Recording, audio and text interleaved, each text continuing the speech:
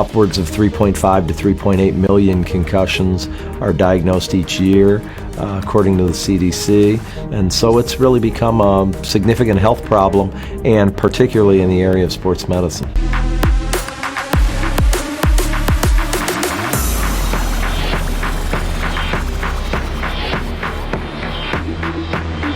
Well, the protocol for many years has been the same as it is in the general population, and that is brain rest. Brain rest entails refraining from some of the physical activities that could make symptoms worse.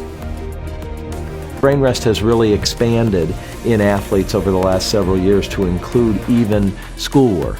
Now we're beginning to look at, could there be other things that we would do that could intervene and speed up the healing. A lot of what we do in treatment initially at sporting events on the sideline and on the court is to ice the knee, the shoulder, the injured part of the body.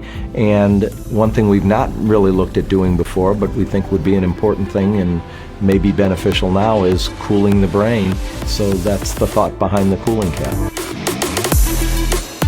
First part is going to be the 10, 15, 20 minutes of diagnosing and seeing if it is a concussion. And once somebody is diagnosed with a concussion, then as soon as possible afterwards, we're going to be applying this soft headgear, or cooling cap, if you will. It's a series of straps, but very easily strapped onto the head. It has a strap that goes across the neck, much like a chin guard, and then we're going to need the athlete to wear it for 30 minutes to see if we can affect some benefit.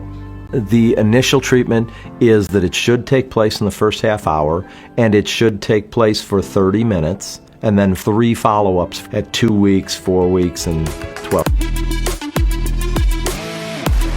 We really need the parent and the athlete to help us here, and your trainer is going to be a very important part of this research team. The benefit is we may be able to help a lot of athletes in the future, and we may be able to help your athlete now. On the risk side of it, there's very little to no risk at all, and it may help us deal with coming up with answers about this very difficult and complex clinical issue known as concussion.